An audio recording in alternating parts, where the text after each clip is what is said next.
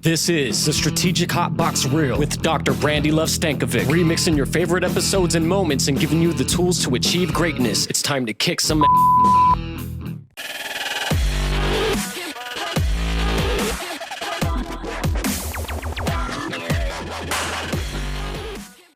Welcome to the Strategic Hotbox. It's your girl, Brandi Stankovic, and today we're going to talk about one of my favorite topics, and of course, it's down the path of leadership. I'm sure you're not surprised in that realm, but really, it's down the path of nature versus nurture, education or experience. About burnout and avoiding burnout. So it is all about persuasion. As a matter of fact, the title is Power of Persuasion. Let's get started. So please join me in welcoming Dr. Farzin Madjidi. Tell us a little bit about your journey in leadership. Well, I never saw myself as a leader when I started out. I always, as a second child, an underachieving second child to a superstar, firstborn, I just wanted to be in the shadows. And life doesn't sometimes allow you to do that. So I found myself in situations where I had two options: complain or do something about it. And then I learned to do something about it. And that's how my journey began. Oh, that's amazing. And so so really your journey and some of that began all the way before you even thought about the term leadership. Before I even knew the term at all, yes. Wow. And what gave you that hunger for growth in that way? As a person, I studied engineering and I studied systems, and I would see how systems can improve the conditions so everybody could excel. And I would find myself unhappy with the level of discontent and acrimony in organizations as an engineer. And my part of the wiring that you talked about in terms of nature for me was to do something about it. So I would volunteer, I would step up, I would offer help and offer free time. And people often say yes to when you offer free time. Yeah, right. To get my hands dirty. Get the experience. Yeah, smart. And so I want to give you a formal introduction. This is Josh Allison. He's the founder and chief ideator of Think Cafe. Hello, Josh. Hi. Great to be with you. Thank you for having me on the podcast. Is your beard on your resume too? Yes, it is. It's at the very, very top. It's just a picture of it. Just if I were to look back into my career and you said train wreck, and I just relate to that, I'm sure people kind of giggled that are listening to us today about the fact that there are things that happen in life that end up making us stronger that become, those train wrecks that we look back on. And you wonder if had given the information, would you have taken, a different path? What obstacles have you encountered that others with maybe a degree wouldn't have? But some of the obstacles have to do with kind of hiding the fact early on that I didn't have the education, and kind of keeping that in the background so that people would just assume that I do have an education. Right. That taught me something, and it taught me that it's less valuable than we think. And the reason that is because people just assume you have one. And when people just start making that assumption, it tells you about the value of that degree. Or how amazing you are. No, I don't think that's the answer. It definitely speaks to confidence of if you can walk the talk and not even necessarily have had some of the background to be able to just jump in and go. Well, I think that's what I found. I found that walking the talk has very little to do with formal education. And early on, I kind of was scratching my head thinking, what am I missing out on in that process with the college education that I can't bring to the workplace? What are they bringing that I can't, and how do I make up for that, right? And I don't know what I don't know because I went to college, really. I never really experienced it. So what I started to do, I just started to look at the people around me that were the most successful in my life, and I wanted to just emulate their behavior. And when I started emulating behavior, what I noticed was the people, regardless of who I'm interacting with, the people who are most successful I engage, they do 2 or 3 or 4 or 5 things consistently. And we've got a very special guest named Michael Veltri that'll be joining us here in just a second. Burnout tends to happen with those that are the highest performers, does it not? Yeah. So one thing I can offer, right, is most of the high performers, myself included, and probably yourself, right, weren't good at delegating. And I know, as my time in corporate America, what got me to a certain level, what got me here won't get me there. And in other words, I think for high potentials, successful people, learning to delegate and let go instead of having one Michael Veltri, one burned out Michael Veltri. How can I be a leader and train, grow, and develop a team of 10, 20, 200, 3,000 empowered Michael Veltris that can do just as a phenomenal job? And I think that's what ultimately leads to the burnout, is we put so much pressure on ourselves to do everything at work, at home, in our community, that you finally reach that breaking point because you don't know how to delegate, because you've been really good, because we know that person's not going to do it as good as we can, and we don't want to let go and have them screw it up. He is the guy. Mr. Persuasion is with us here today. Hello, Jeff. How are you? Hey, Dr. Brandi, I'm fantastic. When I look at persuasion and really drill down, and we can talk a little bit about how it's similar to manipulation and how it's different. But when I drill down to what persuasion really is at its essence, I think it's leadership. I think it's seeing a better future, a different outcome, a better outcome, and then being able to bring people along in the journey. Yes. And so really persuasion and using persuasive communication is part of it's ingrained in leadership. I totally believe it is. And especially as we look at exactly what persuasion means and what manipulation means, I do think it's leadership. And I think, especially as people maybe are in sales or they're having to develop revenue, when you make a mindset shift to understand what persuasion really is, at least from my perspective, it sets us free to go out there and to make things happen. Yeah, it really does. And so you started dabbling in it. Is there a difference between persuasion and manipulation? Absolutely. And for me, I learned the difference when I was adopting a baby from the country of Haiti. And I was in a mode where I was always able to make things happen. And through some different things that happened, I just fell flat on my face. And I began to understand at that point exactly what manipulation and persuasion is. And they're both about moving people or affecting situations. But manipulation means this. It means to control or to influence a person or situation, but to do it cleverly, to do it unfairly. And what happens in manipulation, kind of like the example you just gave, in manipulation, we are seeking change. We're looking for a different behavior, but we're looking at it for our own self-interest. That's the big difference. Now, persuasion, contrast, is the same thing as to call someone to do something, but it's to do it through reasoning or argument. Now, when I use the word argument here, let me be very careful, because sometimes people think that's what we do at our tables at Thanksgiving and Christmas as we talk about politics and religion.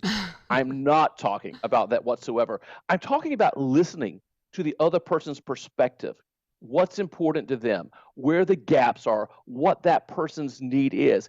And then over time, especially through sustained effort and having provided sound reasoning, what happens at that point then is we have persuaded them because they see it for themselves just as much as we see it. Leadership in general is something that impacts every single person, I believe, in any capacity. So even if you don't have a traditional leadership role, maybe there isn't leadership in your title, there isn't a vice president or a president or a director or some sort of fanciness in the title that in your organization, that doesn't matter. If you're a person that influences others at home, if you're the person that influences others at work or at school or just in your home, in your community, in the things that you do in your extracurricular, then you're a leader. You might have some of these skills, and some of them might be innate. Some you might have built up through time. And so where did that all come from? And I love to dig into this topic, and maybe it's late night over way too many shots of Jägermeister, or maybe it's, when I figure something out and think, wow, how does that person have that particular skill? Or I see some leadership in action, or maybe it's just being driven drawn to a particular leader or being drawn to somebody's dance moves out, on the dance floor, whatever it is. I'm drawn to people's leadership skills in so many different capacities that I often find myself thinking through this topic. And what do you think? Is a person born with, or is leadership learned? As you know, I also teach a little bit of economics, and in economics, every time I'm asked the question, the standard answer is, well, it depends. On one hand, yes. On the other hand, no. In leadership, the answer is very different. The answer is always yes. Are leaders born or trained? Yes.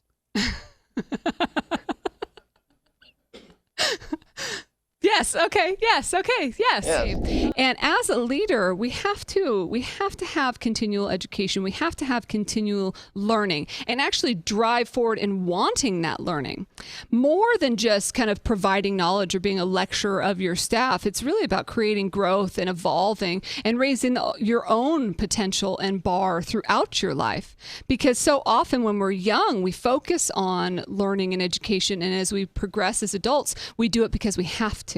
Because there's that new regulatory update, or here comes HR again with those courses we have to take, or anything like that. And rarely do we go out and really actively seek ways that we can get better or things that we want to dive into. It's a lot harder to learn as an adult than it was as a young person or as a kid.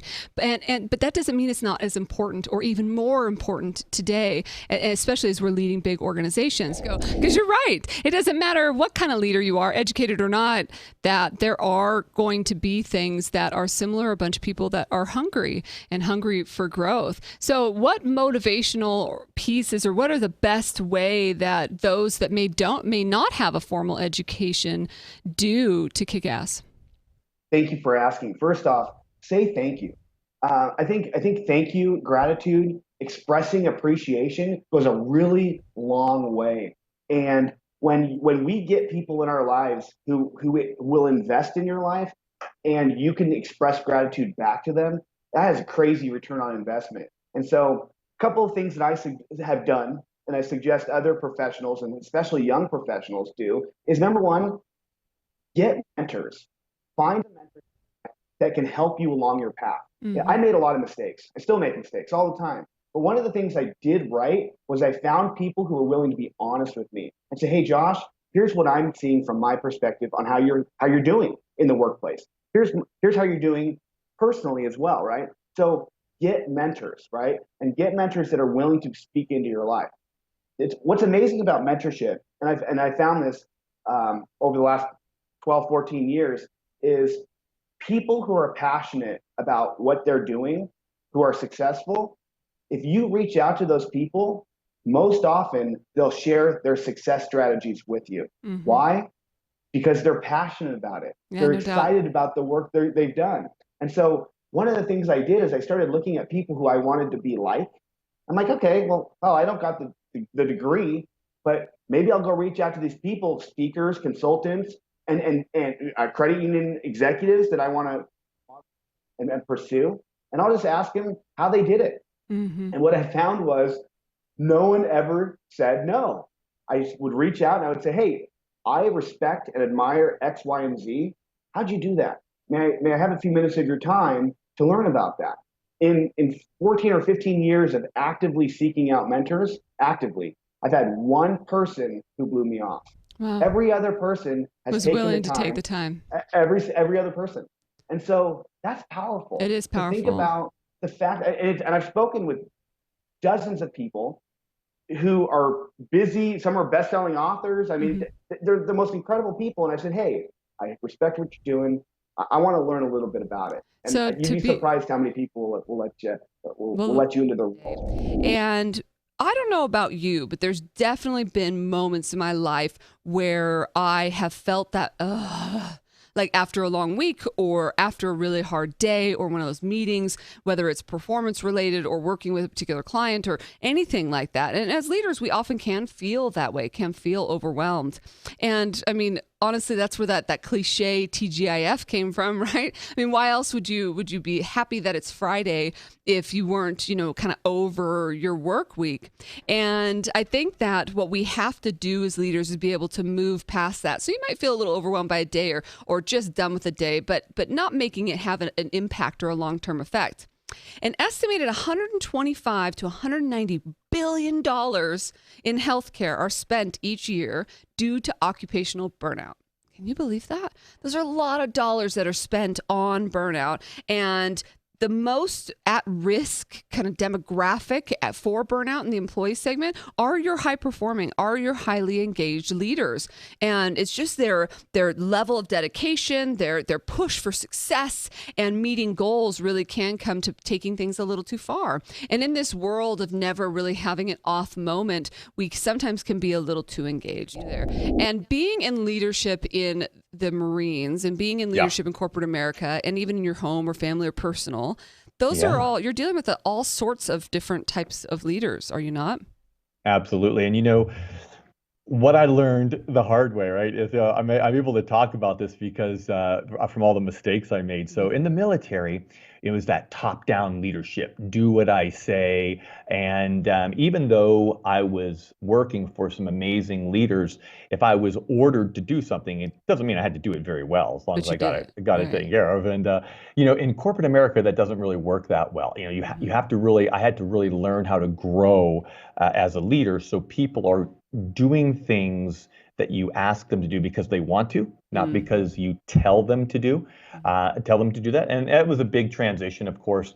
And along the way, right, I had burned out because I was putting the most pressure on myself. And I looked at, why am I burning out? What's going on here? Something I love to do, whether that was starting my own businesses or my time in corporate America, and what can I do to avoid that?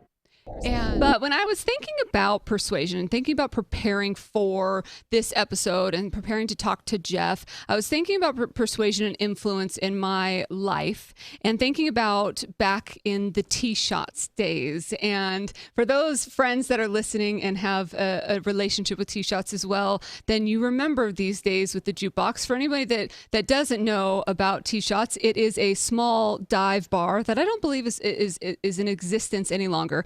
But it was a dive bar that I spent much of my life. We don't have to go into details about how much time, but a good portion of my 20s was spent at T-Shots right up the street from my house at the time. And I made a lot of persuasive moments and speeches there to friends to make some poor life choices of their own there with me.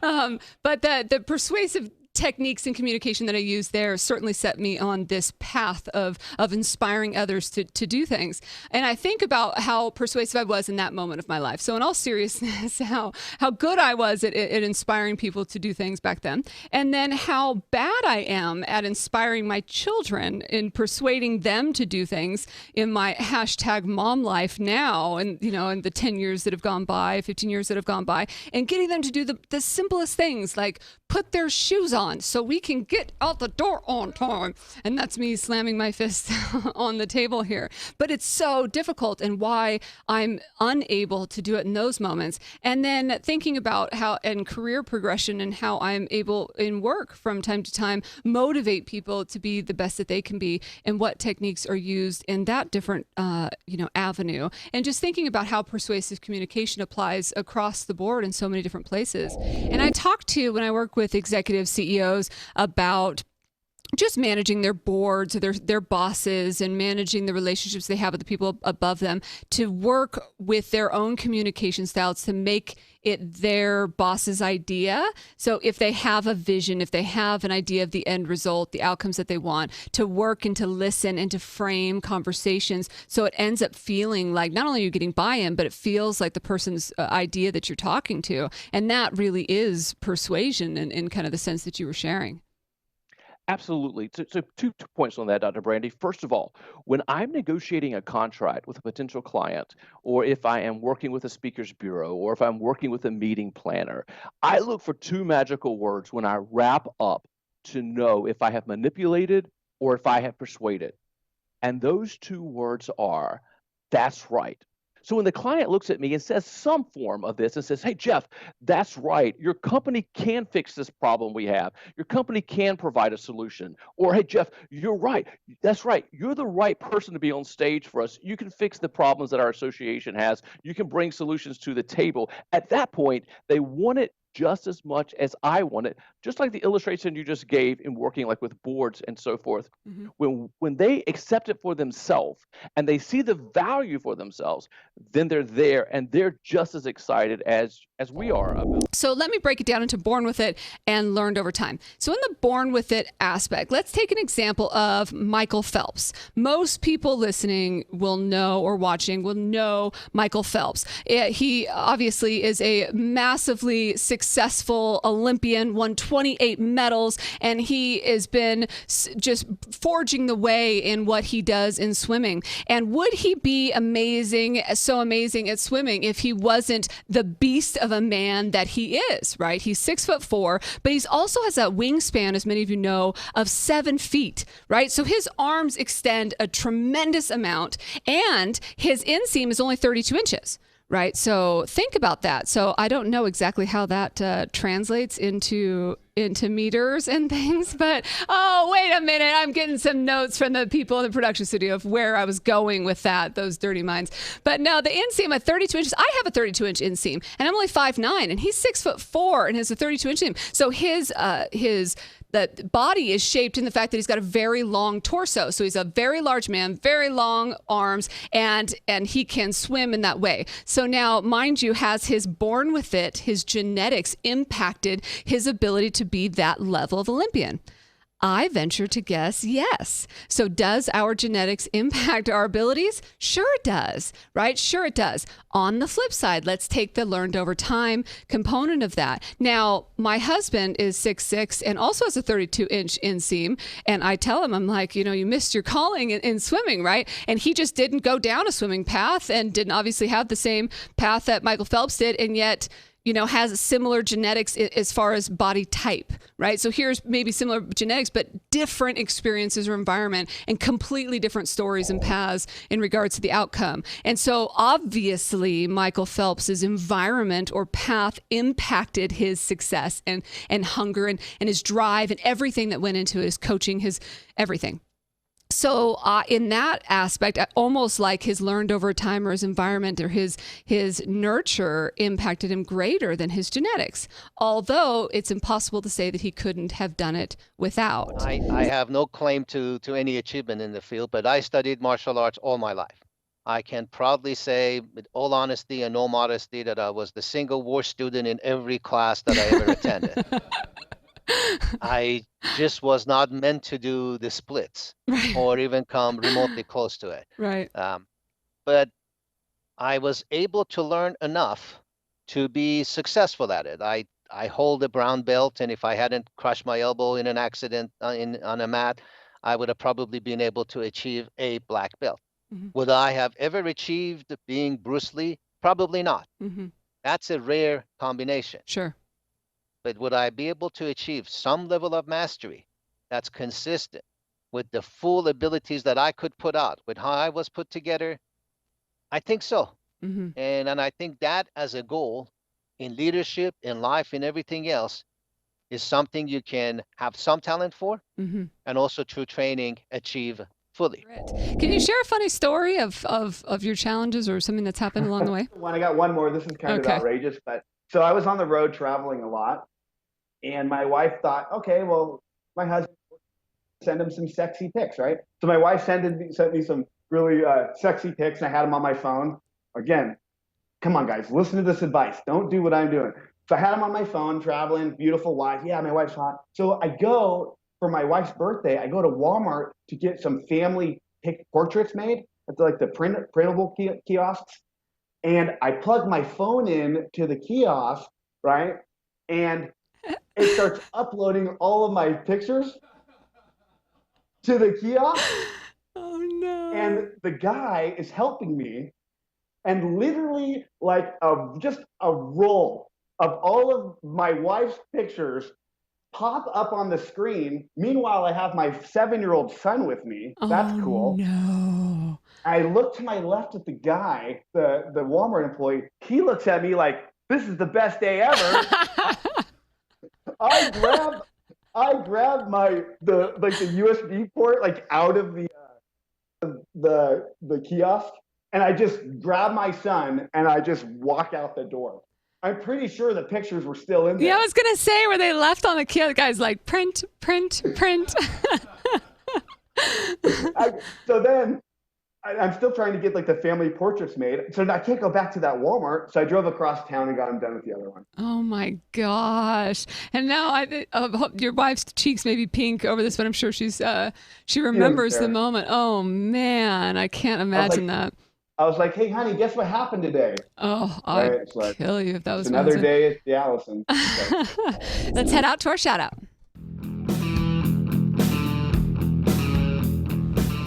Hi, I'm Simon. I'm studying management in Mexico City, and you're listening to Brandi's Strategic Hotbox. Hi, I'm Kelly Haggeter. My little peanut and I like to listen to Brandi on the Strategic Hotbox. Hi, I'm Tara Ruther from Tempe, Arizona, and I no longer have a poor, long commute to work because of the Strategic Hotbox. I have a kick-ass commute to work. So let's move into, it's my favorite time. It's time to kick some ass. Number one is to develop a learning vision. Where do you want to be? What do you want to learn? What good level do you want to be at? Good level. Yeah, that's a super sophisticated term. That's what all that education did for me. What good level do you want to be at? What level do you want to progress to? How do you want to where do you see yourself in the future? And what does that vision look like? Tony Robbins speaks to a lot of the things that Josh said today as far as he found people that were successful and he was emulating that success. And that was definitely one of the takeaways from Josh. And having that vision of where you want to be can help drive what that learning might look like. Number two, drive that hunger. Just in the story that I was sharing with you about Africa and my kids and is experience need to be organic or can it be intentional? Whatever you can do to create urgency in your hunger and your leadership and not let other people blow out the flame of your success. Get out there and push and keep pushing every single day. Number three is to obliterate the results, just like that Harvard Business Review study, just like the things that Josh was sharing with us about humble grit. You've got to be able to just get in there and make it happen and drive for success. Don't drive for average. Don't drive for mediocre. Don't wake up in the morning and think, I'm just going to live a mediocre day today and just go to work and just move. We want to be able to go after things and obliterate results. Two is to know your shit. You gotta know your shit. And I think that Jeff talked about it in the frame of your onlyness. He talked about knowing your skills, being that subject matter expert. I love that. You have to know your shit. If you want people to understand and be persuaded to, whether it's to buy your product, to buy you as your brand, to be influenced by the things that you're doing, then be and be a part of knowing what it is that you're doing. So being passionate about it as well as being an expert in whatever that field is. And number five, burn bright. Don't burn out. You don't have to burn out. That isn't something that everybody has to feel. If you want to be there, remember the why. Remember your purpose. Remember why you began doing what you're doing to begin with. Refresh in that and give yourself a chance to relax. And that will include limiting all of the other distractions and things that are pulling you away. There's your top five kick-ass. And I love digging into topics like that. So thank you to all of you that have submitted to us topics that you'd like to hear from us and tackle on the Hotbox. And if you do have something top of mind that you want to send our way, you can email us podcast@strategichotbox.com or head out to the website, strategichotbox.com, and submit something there. And of course, we're on social media. I'd love to see you on Facebook and Twitter and Instagram at Brandi Love. That's BRANDILUV. Or at Strategic Hotbox. And so until I see you again, you better get out there and kick some ass or I'm going to come find you. See you soon.